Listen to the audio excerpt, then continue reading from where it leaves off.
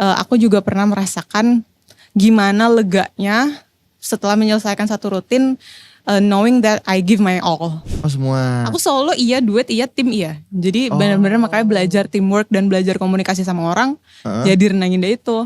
Kita ada punya sound system khusus. Jadi beli underwater speaker itu kalau gak salah jadi US. Itu emang khusus untuk di air. Dan atlet-atlet Renang Indah di berbagai negara memang pakai underwater itu.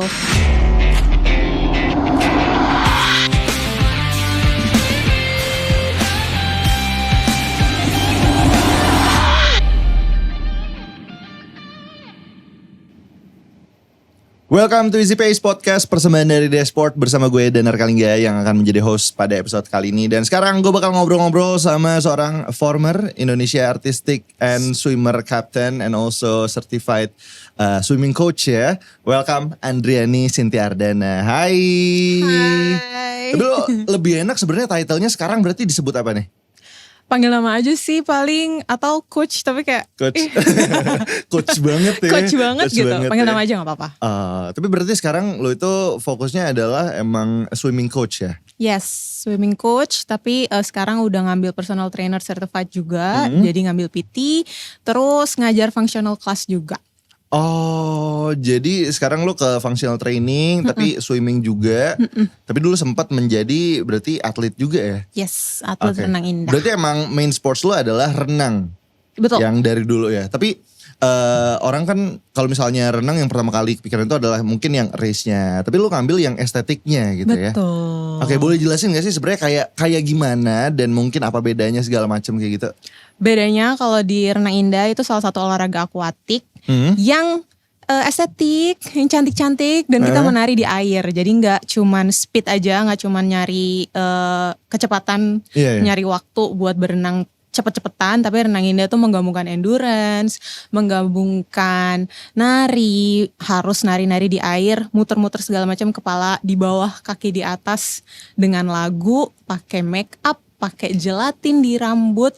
Oh itu full makeup gitu. juga? Yes. Berarti harus nyari makeup yang gak luntur dong? Yes. Waterproof makeup kita pakai yang kayak gitu. Jadi dia gak luntur. Oh ternyata ada ya makeup yang kena kolam renang gak luntur ya? Ada. Jadi kalau misalkan ada orang-orang yang bilang kalau misalnya lu mau tahu muka asli cewek lu bawa kolam renang, ternyata bisa nggak juga ya? Sekarang udah ada. Ada juga ya? Udah canggih sekarang. Udah gak luntur sekarang. Udah gak luntur sekarang ya. Berarti itu namanya adalah renang indah ya? Betul. Dulu namanya renang indah. Sekarang namanya tuh ganti jadi renang artistik atau artistic swimming.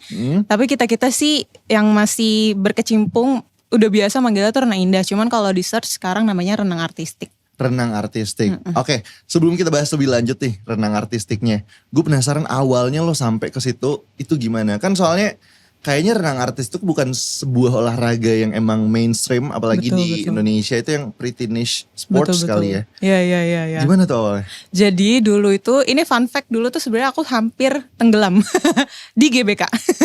Jadi waktu kecil itu, iya. Jadi dulu waktu kecil itu mamaku tuh masukin di semua les, semua kegiatan, termasuk renang. Nah itu sekitar umur 5-6 tahun gitu.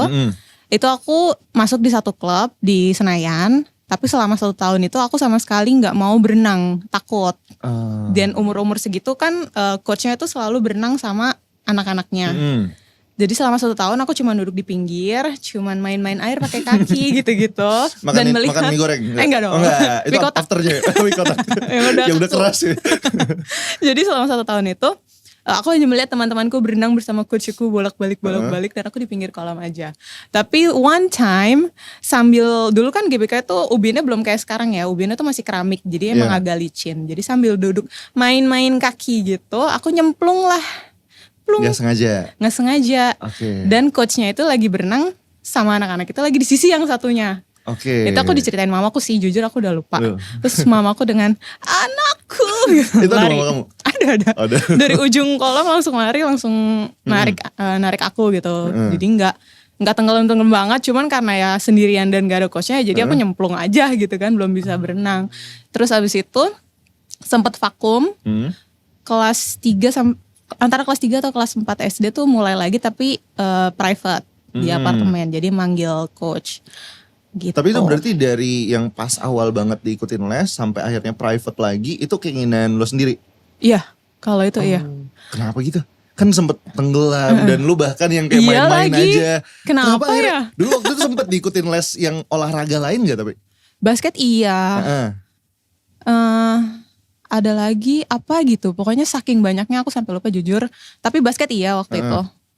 Pas kibra di sekolah juga iya. Yang gitu-gitu Tapi deh. yang akhirnya lo pilih bahkan untuk private tuh renang doang? Iya. Atau ada yang lain lagi? Waktu itu tuh suruh milih. Kalau di basket kan ada klub Indonesia Muda ya kalau nggak salah. Itu suruh milih sama mamaku mau masuk Indonesia Muda diseriusin atau coba lagi renang. Terus aku kayak coba lagi renang aja deh gitu kan. Jadi private lah. Oke. Terus kelas 5 SD itu masuk klub. Terus mulai serius tuh, mulai ikut bertanding. Terus kelas 6 atau kelas 1 SMP diajaklah renang indah.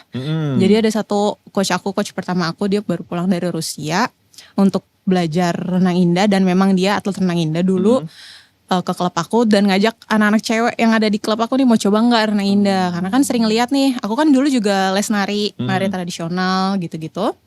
Kenapa gak nari di air, kayak lucu juga ya gitu. Ya udahlah dicoba, terus suka, terus ada seleksi-seleksi gitu juga aku alhamdulillahnya lolos, jadi ya udah diterusin. Berarti pas gitu. pertama kali diajak, pertama kali nyobain, itu tuh nyobainnya gimana?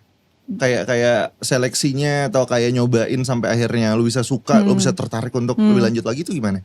Ikut latihannya sama latihan senior-senior, sama atlet-atlet yang emang udah jadi atlet renang indah dulu, atlet DKI. Latihan bareng jadinya. Terus belajar teknik tiap hari. Seingat aku 2 atau 3 kali seminggu gitu dulu. Kita latihan renang indahnya itu, diajarin teknik dari satu, terus kita nonton juga kakak-kakak seniornya pakai lagu. Kan kalau renang indah itu kan pakai lagu. Kita bisa denger lagu di dalam air. Itu kan kayak sangat seru ya menurut anak-anak kecil ini gitu kan. Itu gimana sih bisa denger lagu dalam air? Itu diputar lagunya gimana? Kita ada punya sound system khusus. Jadi beli underwater speaker itu kalau gak salah jadi US. Itu emang khusus untuk di air. Dan atlet-atlet renang indah di berbagai negara memang pakai underwater itu. Alhamdulillah aman sampai sekarang. Oh jadi speakernya emang ditaruh di dalam kolamnya gitu? Jadi ada kabelnya gitu ke bawah. Jadi di luar kedengeran, di dalam air juga kedengeran. Jadi kita dengerin pakai speaker yang di situ aja, kedengeran sama tuh kayak di luar airnya juga. Sama. Keren banget, menarik banget. Soalnya kan kayak kalau misal lo nyelam ke dalam air, suara-suara lain itu udah langsung gitu kan. Iya. Ini kedengeran jelas ya. Kedengeran jelas. Enak banget malah di air tuh kayak kedap kan jatuhnya, terus dengerin lagu tuh sebenarnya enak di bawah. Ini mungkin kolam-kolam renang Jakarta boleh kali ya invest ke situ biar nanti pas berenang ada ambience soundnya. Menarik kali ya. Menarik kan? Tapi akhirnya dari lo yang emang tertarik, emang lo ikut latihan segala macam sampai akhirnya bener-bener serius banget nih menjadi atlet perwakilan Indonesia pastinya di renang indah atau artistik ini ya. Itu gimana? Kayak di momen apa lo akhirnya gue suka banget sama ini. Gue bener-bener pengen yang kompetitif, gue bener-bener pengen yang serius. Itu gimana? Itu berjalan sih kalau aku karena waktu itu ikut latihan terus dan ikut seleksi. Jadi alhamdulillah kan bukan jenjang ya, prosesnya tuh terus gitu, nggak yang berhenti di tengah atau aku mencari jati diri dulu, nggak juga. Nggak ada. Jadi waktu itu alhamdulillah masuk lolos. Pertama tuh sebenarnya nggak lolos waktu PON karena memang seniornya juga masih banyak dan aku masih baru banget waktu itu. Nah yang kedua itu aku lolos PON untuk PON 2012 di Riau. Itu nggak tahu ya, kayak suka aja, benar-benar suka nari di air dan aku termasuk orang yang suka musik juga. Jadi benar-benar merasa bisa mencurahkan hati dan mencurahkan segala sesuatu tentang lagunya gitu, misalnya tentang temanya itu di air. Itu menurut aku seru banget dan bisa belajar teamwork juga karena di renang indah tuh kan nggak cuma sendiri, ada solo, ada duet yang berdua, ada tim yang ber-8 atau ber-10 dan itu benar-benar belajar teamwork, gimana caranya bisa membawa tim gitu kan. Nah waktu itu goals aku tuh benar-benar aku pengen banget bawa nama Indonesia. Aku pengen banget jadi pelatnas. Goals aku saat itu. Okay. Aku pengen banget ikut bertanding dan bawa nama Indonesia gitu. Dan akhirnya kesampean. Alhamdulillah. Berarti pertama kali ikut kompetisi itu yang di PON berapa tuh? Pertama kali tuh justru dulu ke Jurnas nasional dulu di Jogja. Kalau pertandingan yang besarnya yang pertama kali itu PON 2012 di Riau. Di Riau. Kalau yang kejuaraan dunianya pernah juga waktu itu kan? Alhamdulillah. Keren. Itu yang kapan tuh? Itu 2015, itu sama sekali gak pernah terfikirkan sama aku sebelumnya karena World Champ itu kan di Rusia. Iya. Dan Rusia itu kan sangat jauh banget dari Indonesia. Jadi aku gak pernah ada di pikiranku akan ke Rusia, ke negara yang sangat jauh gitu kan. Dan bawa nama Indonesia. Jadi aku kayak, alhamdulillah. Gak pernah tuh pertama kali ikut renang artistik kayak gue pengen ikut ini, ikut lomba juara dunianya. Gak pernah kepikiran kayak gitu Dulu ya? belum, karena goals aku memang benar-benar aku mau bertanding bawa nama Indonesia gitu. Belum spesifik mau ke World Champ atau ke SEA Games gitu, dulu belum. Was that like one of your biggest achievement? Yes. Atau ada yang lain? Itu satu. Terus dulu itu aku punya mimpi benar-benar dari anak kecil suka banget tentang Prancis dan Paris dan Eiffel Tower. Jadi salah satu mimpi aku tuh dulu pengen banget ke sana. Dan gak pernah kepikiran juga akan ke sana dan bertanding bawa nama Indonesia. Gitu. Itu juga one of my biggest dream juga sih. Wow. Gitu. Keren.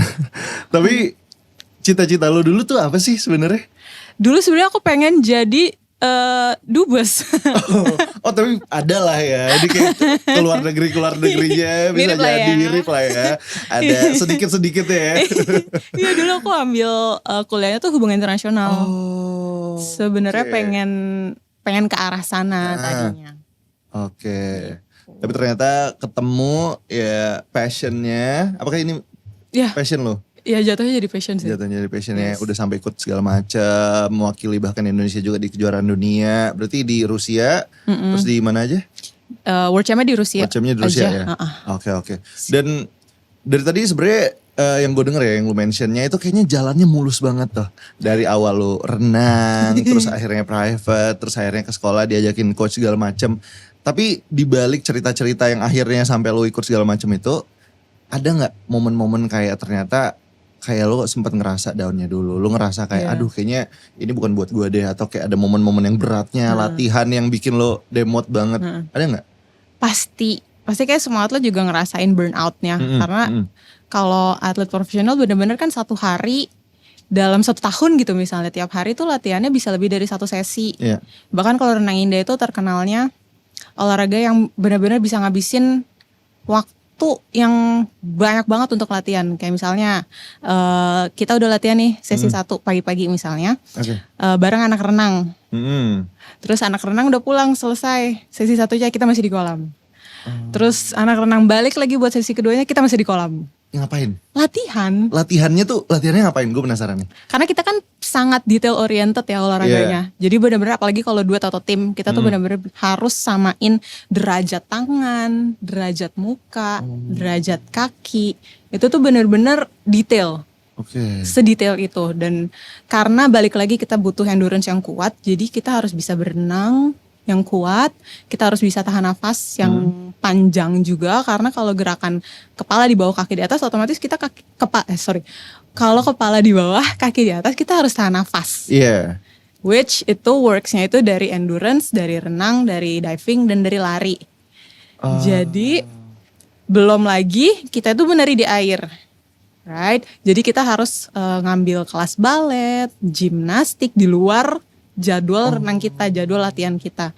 Jadi latihan renang indah 2 jam atau 3 jam dalam sehari itu minimum banget. Berarti coba seluruh latihannya waktu itu ya, misalnya seminggu, itu kayak gimana nih? Kayak yang di luar renangnya juga termasuk apa aja? Misal ini contoh ya. Iya contoh. Misal dulu tuh kita yang paling capek banget itu hari Sabtu. Waktu PON terakhir kemarin, contohnya yang paling deket ya. Sabtu, itu kita dari jam 5 sampai jam 7 itu latihan renang. Latihan renang tuh latihan ngapain nih? Sprint, latihan renang, latihan biasa. Latihan renang doang. 5 sampai 7. 2 jam tuh. 2 jam. Lanjut lagi 8 sampai jam 10. Istirahat sejam. 8 sampai 10 itu kita renang indah. Jadi renang indah yang langsung teknik, diving, detail, pakai lagu, run terus segala macam gitu. Antara 2 sampai 3 jam, tapi minimalnya 8 sampai 10. Minimalnya 8 sampai 10. Oke. Bisa sampai 11, bisa Iya. sampai jam 12. Wow. Terus istirahat makan siang gitu-gitu. Nanti jam 4 sore, aku lupa. Ya, jam 4 sore itu kita fisik apa sih namanya?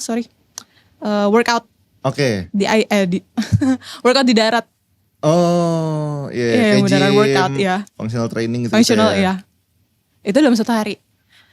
Kalau misalnya lagi udah deket pertandingan, kita otomatis ada training camp yang di tempat yang sama, kita selalu bersama tim. Iya. Itu malamnya setelah dinner kita ada yang namanya land drill. Kalau di Renang Indah kita ada latihan melakukan segala kegiatan dan segala gerakan yang harusnya kita bikin di air, kita bikin di darat dulu. Oh, Itu. jadi bikinnya di darat dulu, baru nanti ditranslate ke air. Beda nggak feelnya? Nah itu kita land drill-nya itu gimana caranya kita bikin feel-nya sama. Jadi kita pakai ada visualisasi, kita pakai lagu juga, ada hitungannya juga, pakai posisi sama teman-teman gitu. Itu untuk menyamakan detail-detail yang kalau di air kayaknya akan memakan banyak waktu. Jadi kita detail-detail lagi di land drill itu. Oh, wow. Gitu. Itu sehari aja bisa kayak gitu ya? Iya. Lu gak punya kehidupan lain dong? Itu gimana caranya kita harus pinter-pinter menyeimbangkan semuanya dan sekolah juga pasti. Berarti pas lu lagi aktif-aktifnya jadi atlet nih, itu dari tahun berapa sampai tahun berapa tuh? 2009 ya. Aku terakhir sampai pertandingan 2022. 13 tahun ya? Iya. Itu sekitar berarti segitu. lu bener-bener fokus yang latihannya seintens itu. Apalagi kalau udah deket pertandingan segitunya. Social life gimana? Social life pasti ada yang harus dikorbankan ya. Pasti gak bisa selalu jalan atau pergi sama teman gitu-gitu kan. Kadang malah alhamdulillahnya aku dikelilingi dan punya teman-teman yang bisa support juga. Mereka suka dateng, misalnya dulu kan kita ada di Hotel Atlet Century Park di Senayan situ. Suka dateng atau deket ke tempat-tempat yang deket situ buat main aja. Atau pas lagi pertandingan mereka dateng. Oh, Gitu, malah jadi alhamdulillah. very very supportive ya friend groupnya. Tapi lu ngerasa jadi kayak gue pengen lebih main lagi atau gue pengen ini ngerasa kayak gitu nggak atau enggak sebenarnya? Pernah. Aku pernah banget yang kayak gitu burnoutnya itu tuh tahun 2018. Dan waktu itu aku juga cedera. Jadi kayak makinlah burnoutnya kan. Cuman lagi-lagi guys fokus on your goals. Berarti goals lo apa? Waktu itu pokoknya goalsnya harus benar-benar bisa memberikan yang terbaik. Di Renang Indah tuh kan gak bisa cuma ngasih 100%. Harus ngasih 200%. Pokoknya aku juga pernah merasakan gimana leganya setelah menyelesaikan satu rutin. Knowing that I give my all. I give my best. Walaupun hasilnya juga mungkin belum tentu sesuai yang kita mau. Tapi kalau kita tahu kalau kita udah bisa benar-benar mencurahkan sebisa kita, semaksimal kita, itu lebih rewarding, lebih seneng gitu rasanya. At least you know kayak that's the best yang udah lo kasih dan hasilnya gimana ya udah gitu. Bukannya kayak lo bagi waktu gimana segala macam terus nggak maksimal hasilnya kayak gini dan lo malah nyesel belakangnya. Iya, betul. Oke. Tapi berarti lo adalah tipe kayak kalau yang burnout kayak gitu, kalau udah ngerasa capek segala macam cuma dirasain aja dan tapi tetap balik lagi lo fokus ke goal lo lagi, balik latihan lagi ya. Wow. Yes. Bukannya yang jadi kayak gue bolos dulu apa gimana? Bandel gitu ya. Bandel gitu enggak ya? Aku untungnya enggak gitu sih. Oh, enggak. Iya. Jadi kayak ya udah emang harus dijalanin. Aku tahu tanggung jawabku sampai semana gitu. Jadi aku harus menjalankan itu. Oke. Gitu. Tapi akhirnya pas selama lo jadi atlet dari kapan tuh? SD berarti ya? SD iya. SD, SMP, SMA, terus kuliah lo masih aktif jadi atlet juga. Itu menurut gue adalah satu dunia yang beda banget. Abis lo lulus sekolah, terus ke kuliah dan lo ngambil HI juga. Bener. Terasa beda gak dari pas zaman lo SMA, terus sambil jadi atlet, terus sekarang kuliah sambil jadi atlet juga masih lanjut? Jujur kerasa beda, apalagi kalau kuliah kan kalau nilainya udah ada yang gak lulus harus SP gitu kan. Harus cuti gitu. Jadi itu sih berasanya. Dan dulu tuh karena HI kan aku ngambil diwajibkan harus belajar ngambil mata kuliah 2 bahasa asing. Aku waktu itu ngambil Perancis dan Jepang. Masih bisa? Sedikit. Jangan. Udah tahu ya, udah kelihatan Udah ya. ngetes. Oke. Lucunya kalau di Jepang itu kan ada katakana hiragana. Iya. Semester awal tuh kan masih pakai abjad kan, masih A B C D masih bisa dibaca. Terus aku tuh cuti 1 semester. Sebelumnya nilaiku bagus banget guys, bagus banget. Serius ini mas, serius. Bisa dicek di dikti ya. Oke nilainya bagus. Nah abis cuti itu pas aku masuk otomatis karena cuti kan jadi langsung masuk ke semester selanjutnya dong. Nah itu semuanya tiba-tiba masuknya udah katakana hiragana. Baca apa aku? Oh itu sih ilmu yang lo gak bisa tiba-tiba langsung ngikut aja gitu ya. Iya. Jadi untungnya lagi aku punya teman yang sangat suportif. Jadi aku bisa belajar lagi sama teman-teman aku. Karena kalau enggak baca apa tiba-tiba udah katakana hiragana. Wow. Tapi gimana abis itu? Abis cuti semester yang lo lanjut lagi itu nilainya gimana? Jujur yang Jepang itu SP. Gak apa-apa. Gak apa-apa, life happens. SP lulus kan? Lulus, alhamdulillah. Alhamdulillah. Enggak SP yang kedua kan? Enggak. Enggak guys. Tapi berarti bener-bener pas kuliah lebih sibuk lagi. Kuliah kan kayak ya lo ada kelasnya. Kegiatan-kegiatan organisasi di perkuliahan lo ikut gak? Enggak. Enggak ya? Iya itu juga yang harus itu dilepaskan. Itu gak mungkin ya, gak mungkin. Iya. Itu berarti harus lo relain ya? Iya. Berat gak? Kayak ngelihat di kuliah kayak banyak kegiatan lainnya. Iya. Tapi lo ya udah fokus ke atlet aja. Aku lebih beratnya kalau melihat teman-temanku bisa jalan-jalan dan bermain. Karena biasanya kan kalau pulang kelas gitu-gitu, aku pasti harus langsung pulang.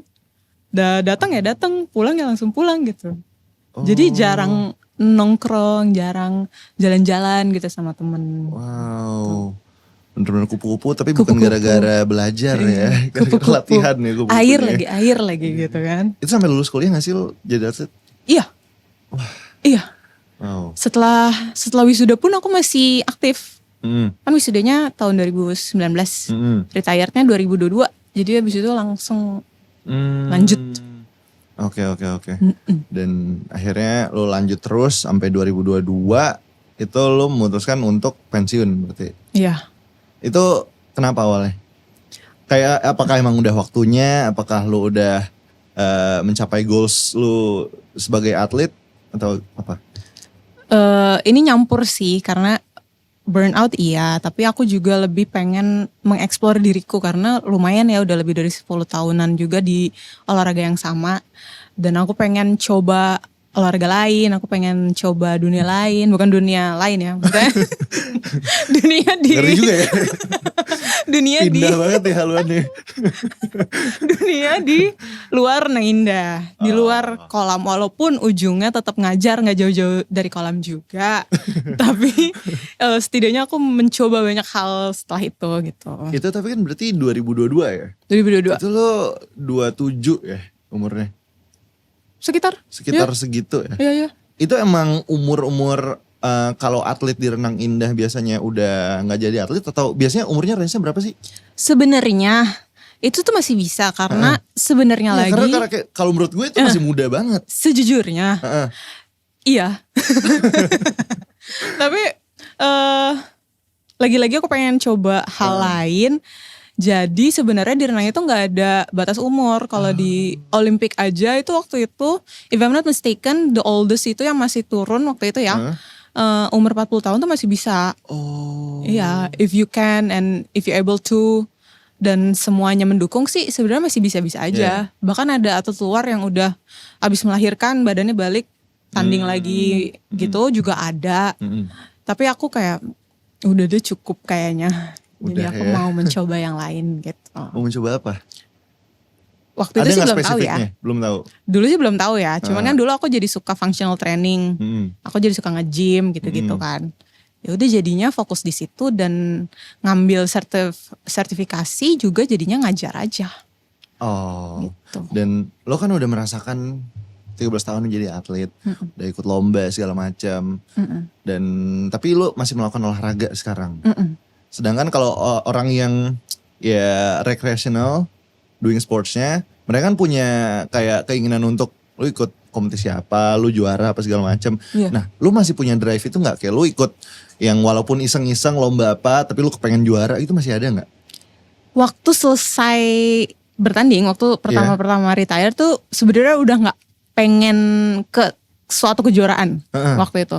Cuman karena aku juga sekarang kan ngajarnya orang-orang biasa yang tapi sekarang punya goals untuk lebih fokus di olahraga juga. Jadi baru-baru ini aku suka banget sama Hyrox. Oke, wow. Ya, Udah ikut? belum. Oke. Waktu itu karena ada injury juga lagi, jadi aku nggak bisa lari kan. Jadi sekarang ini mulai termotivasi lagi. Terus kemarin coba aquathlon juga. Wow. Seru banget lagi aquathlon. Jadi larinya kan diganti renang. Itu seru banget. Wow. Terus jadi sekarang lagi mau prep buat Hyrox-nya sih. Hyrox-nya kapan? Tahun depan kayaknya. Di mana? Kalau nggak Singapura atau Jakarta kalau ada lagi. Oke. Tapi kalau lu ikut kayak gitu lu kepikiran kayak gue pengen ikut Hyrox dan kayaknya gue pengen podium deh. Ada gak kepikiran gitu? Sekarang. Sekarang aku mau. Gitu. Oh ada ya? Iya. Masih tetap ada drive untuk menjadi seorang atletnya itu ya? Betul. Aku pun baru menyadari kayak aku masih ada. Jiwa ini tuh masih ada gitu. Iya. Kan ada orang yang kayak udah gue udah selesai. Gue sekarang ikutnya ya udah have fun aja. Gue tuh masih pengen ya untuk gitunya. Iya, sekarang iya. Okay. Tapi kan berarti secara official lo melepas title atlet lo. Betul. Perasaan lo berubah gak atau kayak gimana? Pasti ada transisinya ya. Karena kan again I spend more than 10 years in this sport. Jadi waktu transisinya itu kayak kehilangan nih kayaknya jati diri cie. Biasanya latihan tiap hari, fokus ada goalsnya. Aku kan termasuk orang yang goals oriented. Jadi abis ini mau apa tuh aku seperti itu tipenya. Jadi waktu transisi nggak jadi atlet tuh beratnya justru aku merasanya di situ kayak mau apa ya abis ini gitu kayak. Kok kayak ada yang hilang cie. Tapi berarti udah selesai kayak gitu, goals lu udah bukan harus tetap medali, harus tetap juara, harus ikut kompetisi. Goals lu tetap doing sports tuh apa sekarang? Sekarang karena aku pun banyak ngajar orang-orang gitu kan, banyak ngajar kelompok-kelompok olahraga gitu-gitu kan. Jadi sekarang justru goalsnya aku lebih pengen help grow each other, grow bareng gitu. Grow bareng dengan kalau misalnya orang-orang biasa gitu kan, bukan yang basicnya atlet, pasti kan mereka punya dunia lain, harus kerja atau punya keluarga gitu-gitu, tapi mereka masih bisa punya goals di olahraga dan ingin sehat, itu menurut aku sangat bagus. Jadi pengennya sih ke situ. Oh, jadi lebih ke pengen help orang-orang untuk grow juga, tapi at the same time lo tetap melakukan itu, tetap bisa ya menjadi contoh dan juga untuk help dan longevity juga ya. Betul. Gitu. Tapi kepikiran untuk melakukan olahraga lain gak bener-bener kayak wah gue cobain ini atau kepikiran jadi bener-bener jadi atlet lagi udah gak ada lagi? Kalau untuk jadi atlet lagi kayaknya udah enggak. Udah enggak ya? Udah udah semuanya cukup. udah lumayan 13 tahun. Alhamdulillah ya udah cukup. Kalau untuk jadi atlet profesional lagi kayaknya enggak sih, enggak pengen. Tapi dari 13 tahun lo menjadi atlet profesional, apa yang benar-benar lo dapetin yang menurut lo kayaknya itu cuma bisa lo dapetin kalau menjadi atlet aja? Entah itu secara mindset, entah itu cara pola pikir lo, bagaimana? Ada nggak? Mindset sih. Dan di Renang Indah itu kan olahraga teamwork ya. Jadi itu juga mengajarkan kita untuk bisa bekerja di luar dengan banyak orang. Karena kan lagi-lagi banyak tipe orang ya. Misalnya kayak ada yang harus ngobrol atau harus ngomongin details kita kerjanya mau seperti apa. Ada yang let them be gitu-gitu kan. Nah itu salah satu yang aku pelajari dan aku ambil juga dari Renang Indah tuh dari situ. Dan jadi itu gak terlalu kaget ya. Setelah keluar dari Renang Indah kita kan bertemu banyak tipe orang. Jadi bisa sambil belajar dari situ bisa meneruskan hidup di luar Renang Indah dari teamworknya itu. Dan mindset dan disiplin itu juga sangat membantu kehidupan sehari-hari gitu. Ya karena lagi-lagi aku kan termasuk orang yang goals oriented. Jadi biasanya tuh udah detail. Aku mau dulu nih waktu misalnya mau lagi jadi atlet, aku udah jadwalin aku harus makan jam segini. Latihan jam segini berarti aku harus makan jam segini. Malamnya sebelum tidur aku udah rapihin tas. Habis makan terus aku bisa tidur siang mungkin gitu-gitu. Itu tuh udah cycle-nya tuh udah seperti itu. Jadi walaupun udah gak jadi atlet, disiplinnya tuh udah terbangun dan udah terbiasa seperti itu. Gitu. Itu sih. Tapi sampai sekarang gak sih disiplin itu? Atau sekarang udah jauh beda nih, jauh lebih santai dari dulu? Jauh lebih santai sih iya, cuman tetap ada guideline-nya gitu. Aku tuh suka naruh di notes, taruh kegiatan di Google Calendar. Bangun masih gitu. pagi? Masih pagi lagi. Masih, sampai sekarang udah gak ada kewajiban tetap masih. Iya. Jam berapa? Klien pertama aku tuh jam 6.30. Oh karena ada harus ya, harus juga tetap iya. ya. Tapi kalaupun gak ada klien karena badanku juga udah terbiasa bertahun-tahun seperti itu, gak pernah bisa bangun siang. Sad. Wow, I wish I have that suffering. Gak pernah bisa bangun siang, sad. Agak susah bangun pagi, sad. Ayo bisa. Bisa ya? Bisa sih bisa ya, cuma agak-agak cranky aja. Gitu. Tapi berarti dulu lu ngambilnya yang teamwork ya? Teamwork, yes. Teamwork pas renang indahnya itu. Kenapa itu? Karena bukan. Bukan? Jadi aku semuanya. Oh semuanya? Aku semua nomor. Oh semua. Aku solo iya, duet iya, tim iya. Jadi benar-benar makanya belajar teamwork dan belajar komunikasi sama orang. Jadi renang indah itu. Oh. Apalagi kalau duet kan cuma berdua. Harus komunikasi sama partnernya. Dan kalau tim juga harus komunikasi antar tim members. Dari dulu karena kita renang indah nih, harus move di dalam air, harus seberapa jauhnya berenangnya. Misalnya aku harus ke kanan, kamu ke kiri ya, biar gak tabrakan di air. Itu kan salah satu communication skill yang kelihatan dan atau kedengarannya simple, tapi itu sangat terbawa sampai kehidupan di luar itu karena komunikasi itu penting. Gitu. Ada gak hal yang lo kangenin dari menjadi profesional atlet, kompetitif atlet? Ada. Apa? The adrenaline rush yang mau bertanding tuh pasti deg-degannya ada banget kan. Terus kangen itunya. Iya. Iya sekarang lagi. Gak ada lagi yang mirip kayak gitu, close to that adrenaline. Beda karena waktu itu aku juga ngajar kan, aku jadi coach kan. Jadi waktu ada anak didikku bertanding, aku pun deg-degan pasti kan. Aku justru malah merasakan aku lebih deg-degan dari atletku gitu kan. Tapi deg-degannya tuh beda. Itu seru sih dan rasa lega setelah bikin suatu rutin tuh kan berarti sekarang aku udah gak merasakan itu gitu loh. Itu sih. Oh. Seru ya? Agak seru ya. Yang dicari itu itunya ya. Sama training camp. Kalau training camp kan kita kayak tadi aku bilang kita ditempatin satu rumah atau satu tempat bersama tim members dan coach-coach kita kan. Itu kan segala kegiatan kita ngobrol, kita kalau misalnya breakfast bikin telur bareng gitu-gitu yang kayak gitu kan gak bisa diulang. Itu sih kangen juga sih. Itu pasti sih ya. Kangen, tapi pengen diulangin gak? Training campnya aja. Oh training campnya aja. Yang ketawa-ketawa itu aja. Ya gitu ya. Yang bener kompetisinya udah lewat ya. Udah. Oke, tapi sejauh ini sampai akhirnya lo sekarang masih ada di dunia ini. Lu udah melewati fase menjadi atlet, kompetitif dan segala macam. Kalau misalnya buat orang yang terinspirasi dari lo, yang pengen memulai juga dan pengen belajar dari lo, apa yang kira-kira bisa lo sampein? Yang jadi ini hal yang you wish you knew when you started this. Mulai aja dulu. Everyone have their own start line. Jadi fokus aja di diri kalian, mulai aja dulu. Pasti ada rasa takut pasti, cuman gak apa-apa coba aja dulu. Kalau misalnya lagi capek, rest. Kalau misalnya kayaknya di olahraga ini gak cocok, explore lagi aja. Jangan takut, explore, coba-coba. Nanti sejalannya waktu dalam prosesnya pasti kalian bisa merasakan kan, oh kayaknya aku suka nih olahraga yang ini. Dan kalian bisa tekuni itu, it's a good thing. Jadi mulai aja dulu. Kalau misalnya mulai dari FOMO pun gak apa-apa. Mulai aja dulu, nanti kalau misalnya butuh latihan lagi, butuh coach lagi, bisa sambil sejalan prosesnya. Jadi coba aja dulu. Dan satu lagi yang pengen gue tanya, lu kan bisa dibilang sangat-sangat disiplin, sangat konsisten, walaupun ada burnoutnya segala macam, tapi you keep going, you keep pushing through. Apa yang lo pikirin?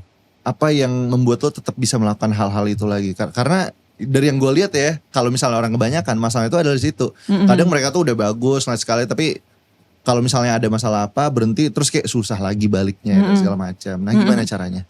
Tetap fokus on your goals. Jadi dalam prosesnya pasti kalian ada capeknya atau life happens. Gak apa-apa, misalnya butuh rest ya take a rest dulu. Misalnya mau bikin yang lain dulu, bikin yang lain dulu. Tapi again fokus on your goals karena rasa leganya, rasa satisfied-nya itu sangat worth it at the end.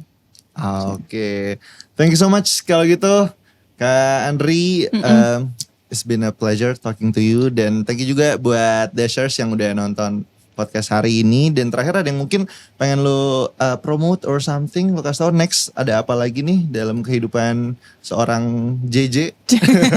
Jangan lupa bisa dicari juga di TikTok, sambil search juga biar Renang Indah banyak yang makin tahu. Biar banyak orang-orang atau banyak anak-anak kecil, anak-anak muda yang mau coba. Boleh banget coba guys, renang indah atau renang artistik atau artistic swimming. Oke, renang indah itu bisa dicoba tuh, itu menarik banget ya. Lagunya biasanya apa sih? Banyak, tergantung tema. Apalagi kalau duet atau tim itu kita bisa tentuin tema. Kayak misalnya tribute to film apa gitu. Bisa juga. Bisa kita yang tentu juga? Iya. Hipdut bisa? Bisa juga. Bisa juga ya? Bisa juga. Menarik tuh. Ya kan? Oke deh kalau gitu itu dia akhir dari episode hari ini. Kalau gitu gue Danar Kalingga, Andriani Cynthia. and I'll see you guys at the next episode. Bye bye.